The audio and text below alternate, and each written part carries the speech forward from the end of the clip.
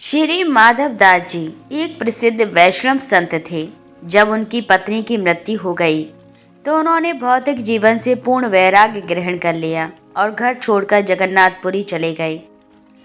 वहां पहुंचकर वे समुद्र के किनारे एकांत कोने में बैठ गए और ध्यान करने लगे। वे ध्यान में इतने डूब गए कि उन्हें खाने पीने की भी चिंता नहीं रही। इस प्रकार जब कई दिन बिना कुछ खाए पिए बीत गए तो दयालु भगवान जगन्नाथ ने देवी लक्ष्मी को आदेश दिया कि वे माधव दास के लिए महाप्रसाद से भरा एक सुनहरा थाल रख दें। देवी लक्ष्मी ने स्वादिष्ट भोजन से भरी एक बड़ी सोने की थाली सजाई और श्री माधव दास जी के सामने रख दी। जब माधव दास जी ने आखिरकार अपनी आंखें खोली तो भगवान की दया देखकर उनकी आंखों में आंसू आ गए। उन्होंने खुशी खुशी प्रसाद ग्रहण किया और सोने की थाली एक तरफ रखकर फिर से ध्यान में लीन हो गए। अगले दिन जब मंदिर के द्वार खुले तो पुजारियों ने सोने की प्लेट गायब देखकर शोर मचाया। पूरे शहर में खोजबीन की गई और कुछ ही देर में प्लेट माधव दास के पास पड़ी मिली। पंडों ने बिना कोई सवाल पूछे माधव दास को बुरी तरह पीटा और उसे सड़क किनारे छोड़ दिया। उस रात भगवान जगन्नाथ मुख्य पुजारी के सपने में आए और कहा, मैंने माधव दास जी की कोड़ों की मार अपने ऊपर ले ली है और जब तक तुम जाकर उससे माफी नहीं मांगोगे तुम सब नष्ट हो जाओगे। घबराए हुए पंडों ने माधव दास जी के पास जाकर उनके पैरों पर गिर पड़े। माधव दास ने तुरंत उन्हें माफ कर दिया। धीरे धीरे माधव दास जी के प्रेम की ऐसी स्थिति हो गई कि जब भी वे भगवान के दर्शन के लिए मंदिर जाते तो एक स्थान पर खड़े होकर बिना पलक झपकाए देवताओं को निहारते रहते। कई बार पुजारियों ने देखा कि माधव दास उनकी आंखों से ओझल हो गए हैं। एक बार माधव दास रात में मंदिर के अंदर बंद हो गए और ठंड में ठिठुरते हुए एक कोने में लेट गए। भगवान जगन्नाथ ने स्वयं अपने भक्त को अपनी रजाई उड़ा दी। एक बार बेचारे माधव दास को दस्त लग गए। वे समुद्र के किनारे जाकर रहने लगे। वे इतने कमजोर हो गए कि उठ भी नहीं सकते थे। वे बेहोश होते होते रह गए। ऐसी स्थिति में भगवान जगन्नाथ एक छोटे बालक के रूप में प्रकट हुए और उनके गंदे कपड़े धोने और मल से सने उनके शरीर को साफ करने जैसी उनकी सेवा करने लगे। जब माधव दास जी को होश आया तो उन्होंने तुरंत पहचान लिया कि उनके प्रिय भगवान उनकी सेवा कर रहे हैं। माधव दास ने उनके चरण पकड़ते हुए कहा, प्रभु, मुझ जैसे तुच्छ प्राणी के लिए आपने इतना कष्ट क्यों उठाया? आप तो सर्वशक्तिमान हैं। आप चाहते तो मुझे आसानी से ठीक कर सकते थे। भगवान ने कहा, माधव, मैं अपने भक्तों को कष्ट में नहीं देख सकता, इसीलिए मैंने स्वयं आपकी सेवा की। आप जानते ही हैं कि प्रारब्ध कर्म तो भोगना ही पड़ता है। यही मेरा नियम है। मैं अपना नियम कैसे तोड़ सकता हूँ? इसीलिए मैं अपने दीनहीन भक्तों की सेवा करता हूँ ताकि वे अपने कर्मों का प्रायश्चित कर सकें और संसार को इसकी सच्चाई दिखा सकें। तब भगवान अदृश्य हो गए। लोग इन चमत्कारिक घटनाओं से आश्चर्यचकित थे। अब माधव दास जी की महिमा चारों ओर फैलने लगी। लोगों की भीड़ माधव दास के इर्द गिर्द इकट्ठा होने लगी और वे अपनी प्रार्थनाओं से उसे खुश करने लगे। एक सच्चे भक्त के लिए भौतिक दुनिया में घसीटे जाने से बुरा कुछ नहीं है। भीड़ से बचने के लिए माधव दास ने सोचा कि वह पागलों की तरह व्यवहार करेगा। इसीलिए वह पागलों की तरह व्यवहार करने लगा, अपने कपड़े फाड़ने लगा और जोर जोर से भगवान का नाम गाते हुए इधर उधर घूमने लगा। एक दिन वह एक स्त्री के द्वार पर जा पहुंचा और भिक्षा मांगने लगा। वह भोजन के लिए चिल्लाता रहा। उस समय स्त्री खाना बना रही थी। और क्रोध में उसने रसोई का पोंछा फेंक दिया। माधव दास बहुत खुश हुआ। वह फटा हुआ कपड़ा लेकर अपनी झोपड़ी में गया और उसे धोकर सुखाया। फिर उसने कपड़े की बत्ती बनाई और मंदिर में जाकर बहुत सारे दिए जलाए। उन दियों के प्रकाश से मंदिर में चारों ओर सुनहरी चमक फैल गई और साथ ही उस स्त्री का हृदय भी प्रकाशित हो गया। उसका हृदय परिवर्तित हो गया और अगले दिन जब माधव दास उसके द्वार पर आए तो उसने आदर पूर्वक उन्हें कुछ भिक्षा दी। अंत में वह स्त्री परम भक्तिमय हो गई और दिन रात भगवान के ध्यान में लीन रहने लगी। एक बार एक प्रसिद्ध विद्वान जो तर्क और वाद विवाद में अपने पांडित्य के लिए जाना जाता था, जगन्नाथपुरी आया, जहां उसने माधव दास और उसके ज्ञान और कुशग्रता के बारे में सुना। माधव दास को वाद विवाद में हराने की इच्छा से विद्वान ने उससे वाद विवाद करने के लिए लगातार दबाव डाला। भगवान के भक्त तर्क और वाद विवाद में कम रुचि रखते हैं, जो उनके लिए पूरी तरह से निरर्थक है। माधव दास ने बार बार विनम्रता पूर्वक मना किया, लेकिन पंडित ने उनकी एक ना सुनी। अंत में माधव दास ने एक पत्र पर हस्ताक्षर कर दिए, जिसमें लिखा था, माधव दास हार गए और पंडित जीत गए। आसान जीत से खुश होकर पंडित तुरंत काशी के लिए रवाना हो गए। वहां अन्य विद्वानों को इकट्ठा करके उन्होंने अपनी जीत का वर्णन करना शुरू किया और सभी को अपनी जीत का प्रमाण पत्र दिखाया। पंडितों ने जब उसे देखा तो उस पर लिखा था, पंडित हार गए, माधव जीत गए। वे उस पर हंसे और चले गए। अब पंडित क्रोधित हो गया और तुरंत जगन्नाथपुरी वापस चला गया। वहां उसने माधव दास का सामना किया और उसे गालियां दी और चुनौती दी कि इस बार हारने वाले का मुंह काला कर दिया जाएगा और उसे गधे पर बैठकर पूरे शहर में घुमाया जाएगा, जो उसका घोर अपमान होगा। अवसर पाकर भगवान जगन्नाथ ने माधव दास का रूप धारण किया और विद्वान से शास्त्रार्थ करने बैठ गए। पंडित से खेल खेल में भगवान ने उसे सबके सामने बुरी तरह परास्त कर दिया। अंत में पंडित द्वारा रखी गई शर्त के अनुसार उन्होंने उसका मुंह काला कर दिया और उसे गधे पर बैठाकर सैकड़ों जयकारे लगाते बच्चों के साथ पूरे शहर में घुमाया। जब माधव दास को इस बात का पता चला तो वह दौड़कर वहां गया और भगवान के चरणों में गिरकर उनसे प्रार्थना की कि वे पंडित को उसके अपराध के लिए क्षमा करें। भगवान तुरंत अदृश्य हो गए। माधव दास ने पंडित से क्षमा मांगी और उसे गधे से उतारकर सांत्वना दी। धन्य है नम्र और विनम्र भक्त। माधव के जीवन में ऐसी कई उल्लेखनीय घटनाएं हुई। परमेश्वर अपने समर्पित भक्तों के प्रति अत्यंत सावधान और सतर्क रहता है।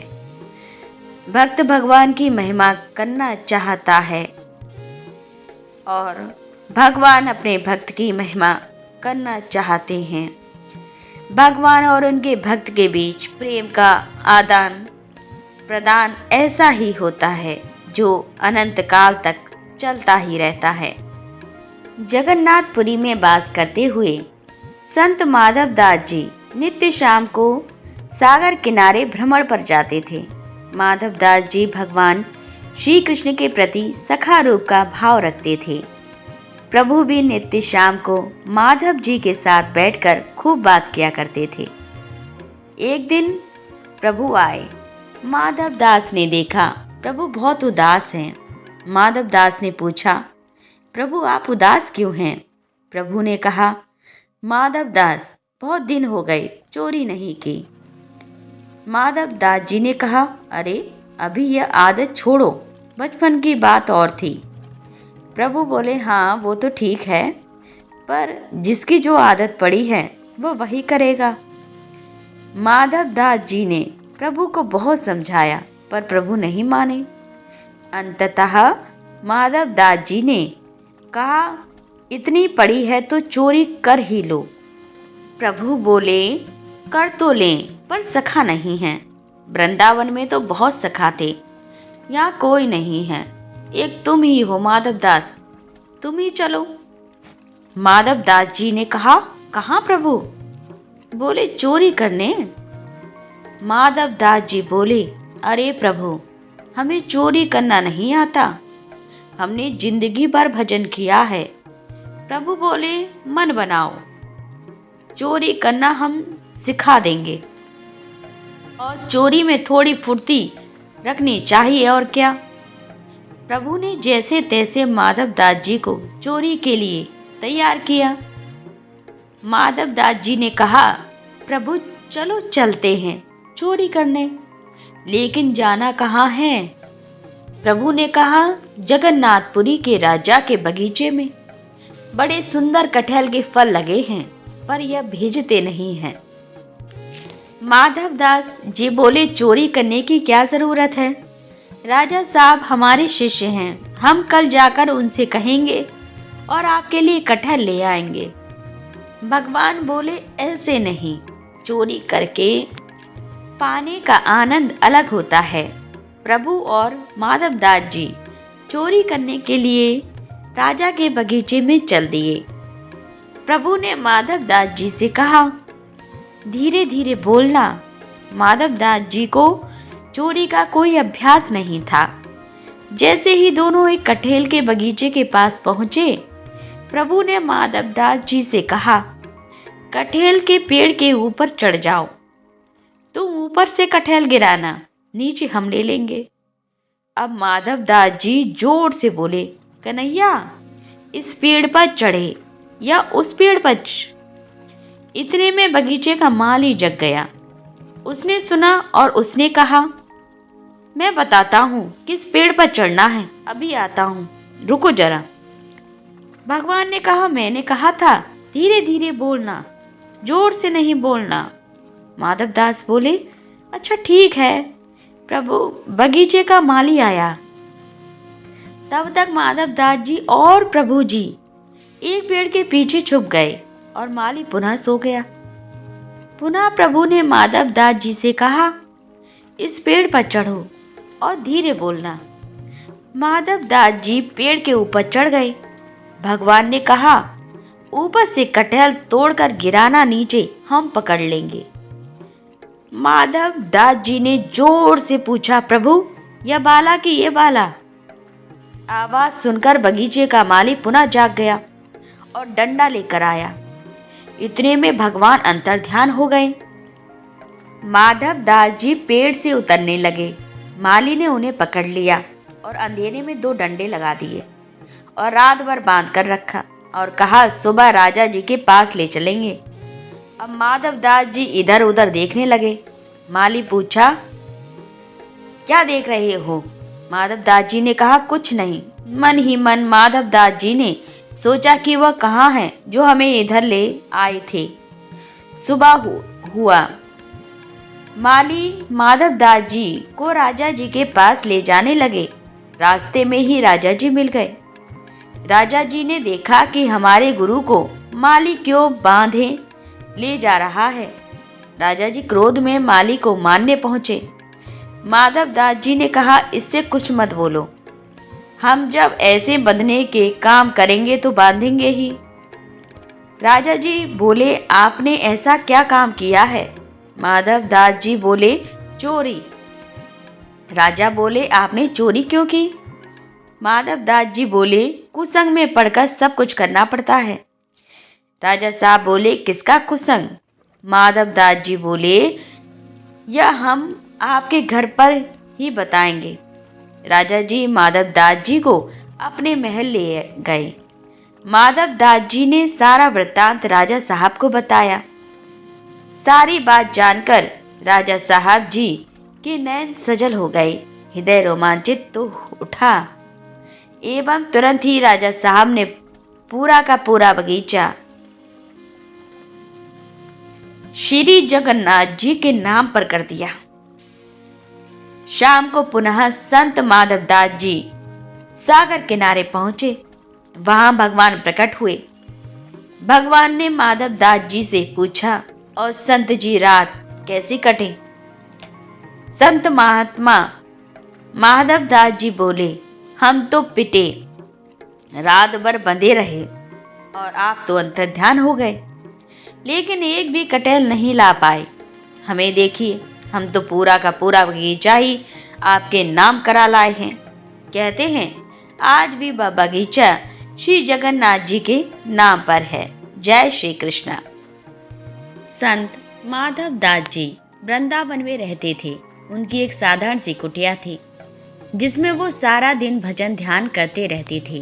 केवल शौच क्रिया के लिए ही बाहर निकलते थे और सारा दिन कहते रहते, लताओं में ब्रिज की गुजारा करेंगे, राधा कृष्ण पुकारा करेंगे। माधव दास जी के पूरे दिन में एक बार ही प्रसाद ग्रहण करते थे। वो भी ब्रज के संतों की शीत प्रसादी उठा लाते और उसको भी अपने ठाकुर माधव को भोग लगा के फिर पाते। एक दिन अपने प्रभु के ध्यान में इतना खो गए कि प्रसाद पाने का भान ही नहीं रहा और बहुत देर हो गई। जब भूख लगी तो आंखें खुली और भागे भागे गए शीत प्रसादी लेने। और आज जल्दबाजी में जैसे ही ग्रास मुख में डाला तो याद आया कि प्रभु को भोग लगाना तो भूल गए। तो मन में आया कि ग्रास उगल दें, किंतु सोचा कि अगर उगलते हैं तो संतों के प्रसाद का निरादर होगा और अगर पा लिया तो माधव को भोग नहीं लगाया। संतन को यह शीत प्रसाद लियो, मुख डार न जात गिरायो, लीलत लाज लगे मन माही, मनमोहन को नहीं भोग लगायो। भई गति सांप चचूंदर की, काह करूं कुछ समझ न आयो। माधव दास जी उदास हो गए और पूरा दिन पूरी रात ऐसे ही ग्रास मुख में लिए बैठे रहे। रोते रहे, रोते रोते सुबह हो गई और माधव दास जी की दशा देखकर मनमोहन से रहा नहीं गया। प्रभु प्रकट हो गए और बोले, माधव द्वार तिहारे आयो। और ठाकुर जी ने माधव दास जी को अपने हृदय से लगा लिया। जब माधव दास जी कुछ बाहर चेतना में आए तो मनमोहन बोले, क्यों रे माधव, तू खुद खाकर मुझे भोग नहीं लगा सकता था। तो माधव दास जी बोले, प्रभु प्रसाद झूठा हो गया था। ठाकुर ने कहा, हम वैसे तो तू मुझे रोज अपने हाथों से हलवा पूड़ी बना के खिलाता है ना, वो भी तो तू दूसरे संतों की शीत प्रसादी ही लाता है। तब से दोनों संत और ठाकुर एक साथ प्रसाद पाने लगे। जय श्री राधे कृष्ण। जय जय संत माधव दास की जय। प्रिय श्रोताओं, आज की कथा यहीं संपन्न होती है। आपको हमारे द्वारा सुनाई गई ये कथा कैसी लगी? यदि अच्छी लगी हो तो वीडियो को लाइक ज़रूर करें और इसी प्रकार की यदि आप भविष्य में वीडियो देखना चाहते हैं तो हमारे चैनल को सब्सक्राइब करना बिल्कुल भी ना भूलें। पूरा वीडियो वॉच करने के लिए धन्यवाद। ओम नमो भगवते वासुदेवाय नमः। जय श्री कृष्णा। हर हर महादेव।